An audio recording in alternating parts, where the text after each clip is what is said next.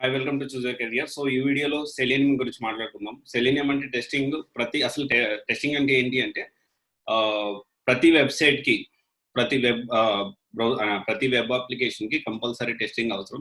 So ఇప్పుడు మనం general గా చూసుకుంటే మనం ఏదైనా కార్ని కానీ ఏదైనా ప్రొడక్షన్ బయటికి పంపించినప్పుడు డిఫరెంట్ టైప్ ఆఫ్ దానికి క్రాష్ చెక్ అని క్రాష్ సర్టిఫికేట్ ఉంటుంది, దానికి పర్ఫార్మెన్స్ చెక్ అని ఇట్లా డిఫరెంట్ టెస్టింగ్ అనేది కంపల్సరీ ప్రోడక్ట్ రిలీజ్ చేసినప్పుడు. సో అలాగే వెబ్సైట్ కూడా ఆ ప్రోడక్ట్ ని రిలీజ్ చేయాలంటే అది పర్ఫెక్ట్ గా వర్క్ అవుతుందా లేదా, సో బయటకు వెళ్తే దాని పర్ఫార్మెన్స్ ఎలా ఉంటుంది, ఎక్కడన్నా బగ్స్ ఉంటాయా, లేకపోతే మన డేటా ఏమన్నా థెఫ్ట్ అయ్యేదానికి ఛాన్స్ ఉందా, దాని సెక్యూరిటీ ఎంతవరకు ఉంది, సో ఈ కంప్లైంట్ మొత్తం అనేది టెస్టింగ్ వాళ్ళు చూసుకుంటారు. సో ఆ ప్రోగ్రామ్ అనేది పర్ఫెక్ట్ గా రన్ అవుతుందా, లేకపోతే ఎక్కడన్నా బగ్స్ ఉన్నాయా. ఒకవేళ బగ్ అంటే జనరల్ గా ఫుల్ స్టాక్ డెవలపర్స్ కొంచెం మినిమం టెస్టింగ్ అయితే చేస్తారు, ప్రోగ్రామ్ ఎగ్జిక్యూట్ అవుతుందా లేదా అని. కానీ వీళ్ళు ఏంటంటే ఈచ్ అండ్ ఎవ్రీథింగ్ టెస్ట్ చేసుకుంటూ వస్తారు, పర్ఫెక్ట్ వర్క్ అవుతుందా లేదా, ఏమన్నా బగ్స్ వచ్చాయా, ఇలా అంతా చెక్ చేసుకుంటూ ఉంటారు. ప్రీవియస్ గా ఇలా మాన్యువల్ టెస్టింగ్ ఉండేది. ఈ సెలీనియం టెస్టింగ్ విషయానికి వస్తే మాన్యువల్ అంటే ప్రతిదానికి ఒక వెబ్ అప్లికేషన్ రెడీ చేసేటప్పుడు డిఫరెంట్ టైమ్స్ అనేది మనం టెస్టింగ్ చేసుకుంటూ ఉండాల్సి వస్తుంది. సో దీనివల్ల ఎక్కువ టైం తీసుకుంటుందని చెప్పి సెలీనియం అనేది ఇంట్రొడ్యూస్ చేశారు 2004లో. సెలీనియం అనేది ఇంట్రొడ్యూస్ చేశారు 2004లో ఇది. సో జాసన్ హగ్గిన్స్ అనే అతను దీన్ని ఫస్ట్ ఇంట్రొడ్యూస్ చేశాడు. సో తర్వాత ఇంకా అది డెవలప్ అవుతా వచ్చింది. దీంట్లో ఏంటంటే ఈ టెస్టింగ్ సెలీనియం అనేది ఒక సాఫ్ట్వేర్ టూల్ కాదు. సో దీని different components, 4 types of components ఉంటాయి, డిఫరెంట్ గా ఉంటాయి.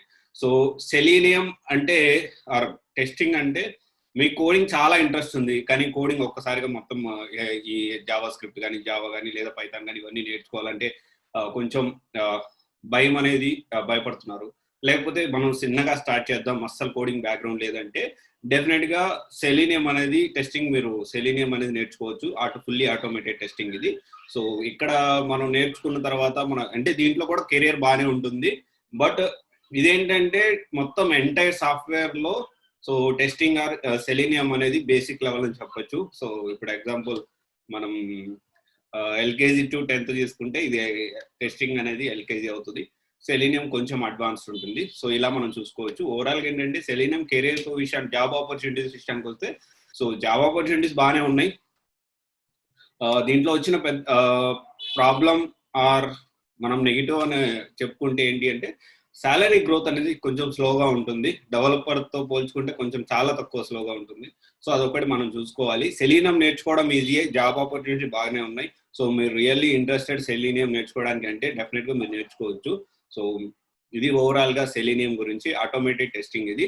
సో ఇంకా వచ్చే రోజుల్లో సెలీనియం జాబ్స్ పెరుగుతాయి, మాన్యువల్ టెస్టింగ్ అనేది కొంచెం ఇంకా తగ్గబోతున్నాయి. ఆల్రెడీ చాలా మాన్యువల్ టెస్టింగ్ జాబ్స్ అనేవి తగ్గిపోయినాయి. సో ఇప్పుడు ఎవరైనా మాన్యువల్ టెస్టింగ్ చేస్తున్నారంటే డెఫినెట్ గా సెలీనియం కి అప్గ్రేడ్ అవ్వండి. సో మీరు సాఫ్ట్వేర్ ఇండస్ట్రీలో నిలబడాలి అంటే మీకు కావాల్సిన ఫస్ట్ క్వాలిటీ ఏంటంటే అప్గ్రేడ్ అవ్వాలి.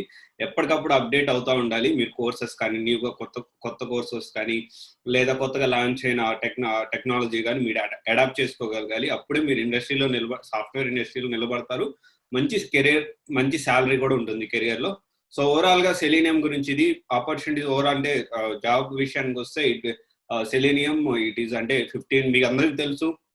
అంటే బయట అంటే ఆల్రెడీ జాబ్ చేస్తున్న వాళ్ళకి తెలిసి ఉండొచ్చు. బయట నార్మల్ గా ఫ్రెషర్ గా వచ్చే వాళ్ళకి వాస్తవం ఏంటంటే ఇది 10,000 15,000 నుంచి కూడా స్టార్టింగ్ ఉంటుంది. Depends upon company. కొన్ని కంపెనీస్ లో 3 lakhs ఉంటుంది, కొన్ని కంపెనీస్ లో 4 lakhs ఉంటుంది ఇయర్లీ ప్యాకేజ్. కొన్ని కంపెనీస్ లో 1,20,000 అంటే 10,000 కూడా ఉంటుంది. ఇంకా కొన్ని కంపెనీస్ లో 6 months మీరు ఓన్లీ వర్క్ నేర్చుకోవాల్సి ఉంటుంది. సో ఇనిషియల్ గా 3 years కానీ 4 years కానీ మీరు ఫోకస్ చేయాల్సింది వర్క్ మీద.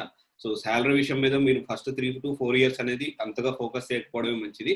సో ఓవరాల్ గా బాగానే ఉంటుంది ఆటోమేటెడ్ టెస్టింగ్ అనేది. కాకపోతే కొంచెం డెవలపర్ తో పోల్చుకుంటే కొంచెం శాలరీ గ్రోత్ అనేది తక్కువ ఉంటుంది. ఇది ఒకసారి చూసుకొని మీరు ఇంట్రెస్టెడ్ ఉంటే మీరు జాయిన్ అవ్వచ్చు.